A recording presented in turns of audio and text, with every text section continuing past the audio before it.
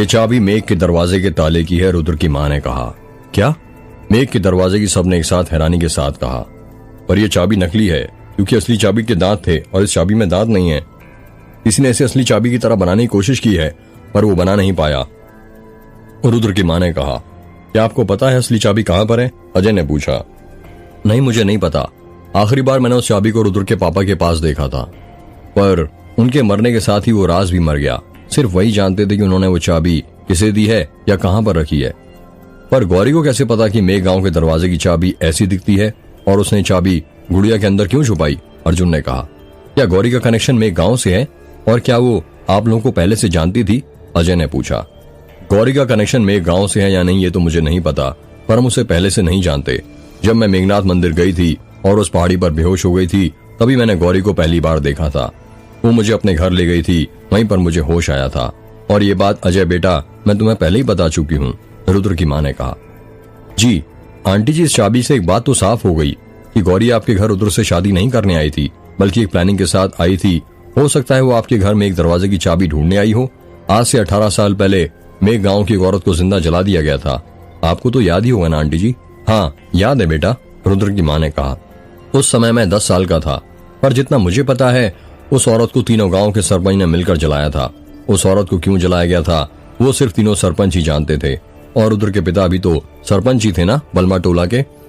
हाँ पर अजय तुम कहना क्या चाहते हो? आयशा ने कहा। मैं ये कहना चाहता हूँ आंटी जी की हो सकता है गौरी 18 साल पहले मेघ गांव में क्या हुआ था उस राज पर से पर्दा उठाने आई हो। पर वो ऐसा क्यों करना चाहेगी? संतोष ने कहा। अब ये तो गौरी ही बता सकती है। जब वो मिलेगी तब तक आप सब अपना ख्याल रखिए। अब आपका घर भी सुरक्षित नहीं है, लोग रात ही रात में गायब हो रहे हैं। इतना कहकर अजय वहां से चला जाता है। रात के 10 बज रहे थे और रुद्र अर्जुन समीर और पीयूष के साथ अपने कमरे में बिस्तर के ऊपर लेटा हुआ था। रुद्र उदास लग रहा था। तभी पीयूष कहता है, यार रुद्र तू इतना उदास क्यों है? उदास नहीं हो तो क्या करूं भाई, मेरी वजह से तुम लोग अपने घर नहीं जा पा रहे हो और अब यूं अचानक अनन्या पता ही नहीं कहाँ गायब हो गई। यार इसमें तेरा तो कोई कसूर नहीं है ना, और तू फिक्र मत कर, देखना अनन्या जल्दी मिल जाएगी, समीर ने कहा। रुद्र नियति में जो लिखा रहता है वो तो होकर ही रहता है ना, और तू गिल्टी फील मत करना, समझा? तुझे पता है ना नए सवेरे के लिए भी एक काली रात से गुजरना पड़ता है, अर्जुन ने कहा। अर्जुन बिल्कुल ठीक कह रहा है रुद्र, अब हमें सो जाना चाहिए। कल तुझे तन्वी के साथ पुलिस स्टेशन भी तो जाना है, समीर ने कहा। हाँ यार, रुद्र ने कहा। सभी लोग सो जाते हैं। रुद्र गहरी नींद में सो रहा था, तभी उससे एक सपना आता है और उस सपने में वो देखता है कि गौरी एक अंधेरे कमरे में बैठी हुई थी और गौरी ने काले रंग की साड़ी पहन रखी थी। उसके माथे पर काजल का बड़ा सा गोल टीका लगा हुआ था। गौरी की आंखें बंद थीं। उसके सामने स्टील की एक प्लेट रखी हुई थी। गौरी बार बार एक मंत्र पढ़े जा रही थी, यमा कुलवेशनम पताही पात्रम सर्वशक्तियम प्रदानम। गौरी मंत्र पढ़ते पढ़ते अपना दाहिना हाथ आगे करती है। गौरी के लंबे लंबे नाखून थे, उन नाखूनों पर उसने काली नेल पॉलिश लगाकर रखी थी। वो अपने अंगूठे के बगल की तर्जना उंगली प्लेट के ऊपर रखती है और फिर मंत्र पढ़ने लगती है, यमा कुलवेशनम पाताही पात्रम सर्वशक्तियाम प्रदानम। गौरी अपनी उंगली से स्टील के प्लेट के ऊपर चाबी बनाने लगती है। उसकी उंगली में तेज धार आ गई थी। शायद वो उसकी काली जादू की शक्तियों के कारण हो रहा था जो उसे बार बार मंत्र पढ़ने पर मिल रही थी। वो उस प्लेट के ऊपर एक चाबी बना देती है और अपनी उंगली से ही उसे काट देती है। गौरी उस चाबी के ऊपर अपनी उंगली से चांद और सूरज बनाती है। चांद सूरज बनाने के बाद गौरी धीरे से अपनी आंखें खोलती है। गौरी ने अपनी आंखों में काला काजल लगाकर रखा था। उसकी आंखें बहुत डरावनी लग रही थीं। गौरी के बगल में उसकी गुड़िया रखी हुई थी। गौरी उस गुड़िया को उठाती है। उस गुड़िया के पीठ के पीछे का हिस्सा खुला हुआ था।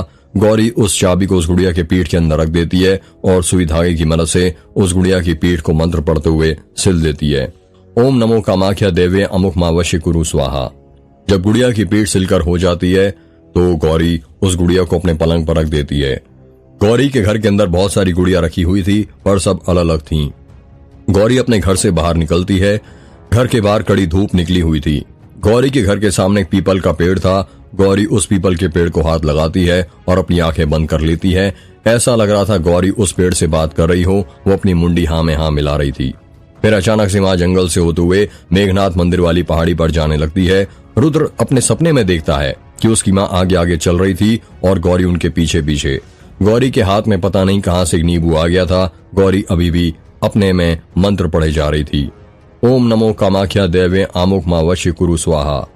गौरी अपने हाथ में रखे नींबू को अपनी पूरी ताकत से निचोड़ देती है। उस नींबू का सारा रस निकल जाता है और सड़क के ऊपर गिर जाता है। जैसे ही नींबू का सारा रस निचोड़ कर निकल जाता है, रुद्र की माँ का गला सूखने लगता है और वो पानी पानी कहने लगती हैं। और देखते ही देखते रुद्र की माँ बेहोश हो जाती है। गौरी रुद्र की माँ के पास जाती है और अगले पल रुद्र सपने में देखता है कि गौरी उसकी माँ को लेकर उसके घर आ गई थी। गौरी अपने घर के अंदर रखे मटके में से एक गिलास में पानी निकालती है और ओम नमो कामाख्या दैव्य मुख माँ वशीकुरु स्वाहा मंत्र पढ़ते हुए बेहोश पड़ी रुद्र की माँ के मुंह में पानी की बूंदें डालने लगती है। जैसे ही रुद्र की माँ के मुंह में पानी की कुछ बूंदें जाती हैं, उन्हें होश आ जाता है। मैं कहाँ पर हूँ, कोई है? रुद्र की माँ ने कहा। अरे माँ जी आप उठ गई? गौरी ने कहा। हाँ बेटी, मैं कहाँ हूँ? ये पहाड़ी वाली झोपड़ी है। जब मैं गोंदिया से वापस आ रही थी तो आते वक्त रास्ते में मैंने आपको बेहोश देखा तो आपको यहाँ ले आई। शुक्रिया बेटी मेरी जान बचाने के लिए, वरना पता नहीं मेरा क्या होता। अरे इसमें शुक्रिया की क्या बात हुई माँ जी, आखिर एक इंसान ही तो दूसरे इंसान के काम आता है ना। वैसे तुम्हारा नाम क्या है और यहाँ पर तुम अकेली रहती हो क्या? कोई दिख नहीं रहा। मेरा नाम गौरी है माँ जी, और मैं। रुद्र की माँ गौरी से बहुत सारी बातें करती हैं, पर रुद्र को उसके सपने में सिर्फ कुछ बातें ही सुनाई देती हैं।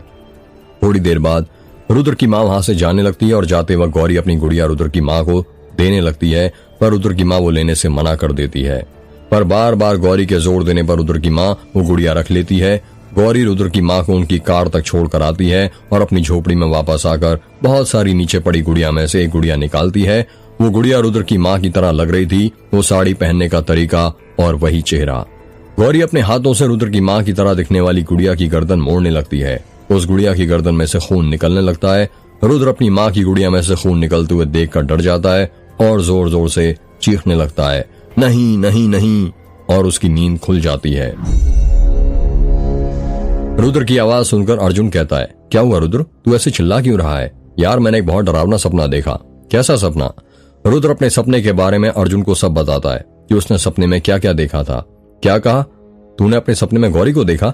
अर्जुन ने हैरानी के साथ कहा। हाँ भाई। ये कहते हुए रुद्र उसे सारी बात सुना देता है।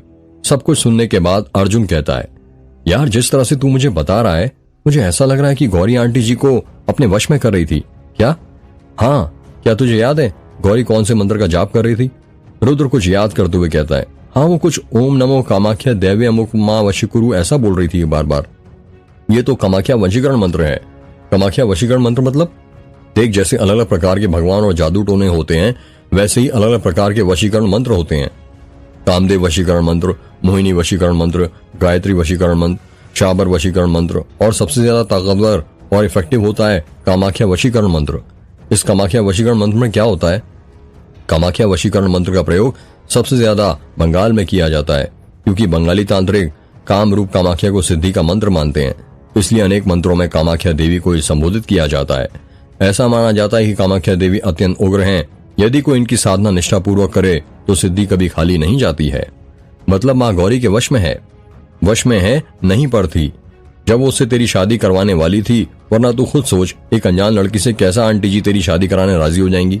फिर वो वशीकरण टूटा कैसे? जब इंस्पेक्टर अजय उसे इस घर से ले गया, गौरी ने उस गुड़िया पर भी वशीकरण मंत्र किया था। पर यदि गौरी फिर से आंटी जी के सामने आई तो हो सकता है गौरी वापस से आंटी जी को अपने वश में कर ले। क्या वशीकरण रोकने का कोई उपाय नहीं है? पर वो मैं तुझे बाद में बताऊंगा। पहले तू तैयार हो जा। 8 बज रहे हैं और भूल गया 10 बजे तक तुझे तन्वी को लेकर पुलिस स्टेशन जाना है। हाँ यार, मैं तो भूल ही गया था। इतना कहकर रुद्र वॉशरूम के अंदर चला जाता है। समीर और पीयूष अभी भी सो रहे थे। रुद्र और तन्वी घर से गोंदिया के पुलिस स्टेशन जाने के लिए निकल गए थे। वो दोनों बाइक से पुलिस स्टेशन जा रहे थे। तन्वी अपने पैर एक साइड करके बाइक के ऊपर बैठी हुई थी, जैसे अक्सर लड़कियां बैठती हैं। रास्ते में बहुत सारे ब्रेकर और गड्ढे थे, जिस कारण रुद्र को बार बार ब्रेक लगाने पड़ रहे थे और तन्वी डिसबैलेंस हो रही थी और कभी बाइक के पीछे लगे हैंडल को तो कभी रुद्र के कंधों को पकड़ रही थी। रुद्र, तुम ना बार बार ब्रेक मत मारो, समझे? तन्वी ने कहा। तन्वी, मैं कोई बार बार ब्रेक नहीं मार रहा हूँ, समझी? वो तो रास्ते में गड्ढे, उनसे बचने के लिए मारने पड़ रहे हैं, रुद्र ने बाइक चलाते हुए कहा। ये सब बहाने हैं ना, पता है मुझे तुम्हारे। मैं कोई बहाने नहीं मार रहा हूँ, समझी? यदि तुम कहो तो अब नहीं लगाऊंगा। आगे से ब्रेक पर यदि गिर गई तो मुझसे मत कहना कुछ। हाँ हाँ मत लगाना, देखती हूँ कैसे गिराते हो तुम मुझे। तन्वी ने इतना कहा ही था कि तभी सामने ब्रेकर आ जाता है और रुद्र ब्रेक नहीं लगाता, जिस कारण तन्वी डिसबैलेंस हो जाती है और बाइक पर से गिरने लगती है। जब रुद्र बाइक से लगे कांच में देखता है कि तन्वी गिर रही है तो रुद्र अपना एक हाथ पीछे करता है और तन्वी को सहारा देता है। तन्वी भी अपने दोनों हाथों से रुद्र की कमर को कसकर पकड़ लेती है और गिरने से संभल जाती है। रुद्र घबराते हुए कहता है, तुम ठीक हो तन्वी? हाँ रुद्र, मैं ठीक हूँ। तन्वी ने अभी भी रुद्र की कमर को अपने दोनों हाथों से पकड़कर रखा हुआ था। रुद्र कहता, अब तुम मेरी कमर छोड़ सकती हो। तन्वी झट से अपने हाथ रुद्र की कमर से हटा लेती है। बाइक चलाते चलाते और ठंडी ठंडी हवाओं के झोंकों को महसूस करते हुए रुद्र अपने कॉलेज की यादों में खो जाता है। उसको याद आता है वो दिन जब वो अपनी बाइक से तन्वी के साथ भोपाल के केरवा डैम में लॉन्ग ड्राइव पर जाता था। रुद्र बाइक चला रहा था। तन्वी अपने दोनों पैर बाइक के दोनों तरफ करके बैठी हुई थी। उसने अपने दोनों हाथ से रुद्र की कमर को कसकर पकड़ रखा था। रुद्र केरवा डैम के जंगल वाली ढलान पर उतर रहा था। रुद्र, तुम कितनी तेज बाइक चला रहे हो? ढलान पर थोड़ा धीरे चलाओ ना, तन्वी ने कहा। क्यों, तुम्हें क्या डर लग रहा है तन्वी? रुद्र ने हंसते हुए कहा। मुझे क्यों डर लगेगा? भला मैं भी तो तुम्हारे साथ ही हूँ। यदि मरेंगे तो दोनों एक साथ ही मरेंगे ना। अच्छा, और यदि मैं पहले मर गया तो? ऐसा मत बोलो रुद्र, तुम पर आने वाली कोई भी बला को पहले मुझसे होकर गुजरना पड़ेगा। अच्छा मेरी तन्वी। हाँ मेरे रुद्र। इतना कहकर तन्वी रुद्र की कमर को और कसकर पकड़ लेती है। धीरे तन्वी, धीरे पकड़ो, मेरा दम घुट रहा है। अच्छा, तो तुम्हारी कमर को पकड़ने से तुम्हारा दम घुट रहा है? रुको अभी बताती हूँ। दम तो तुम्हारा अब घुटेगा। इतना तन्वी अपने दोनों हाथों से रुद्र का गला मजाक में दबाने लगती है। अरे ये क्या कर रही हो तन्वी? तुम्हें बता रही हूँ कि दम कैसे घुटता है रुद्र। तन्वी गला छोड़ो वरना बाइक डिसबैलेंस हो जाएगी। और वैसे भी अच्छे से देखो, हम ढलान पर हैं और नीचे खाई है। यदि गिरे तो दोनों में से कोई नहीं बचेगा। मैं नहीं छोड़ने वाली। तन्वी रुद्र का गला दबाकर उसके साथ मजाक कर ही रही थी कि तभी अचानक बाइक का बैलेंस बिगड़ जाता है और तन्वी जोर से चिल्लाती है, रुद्र।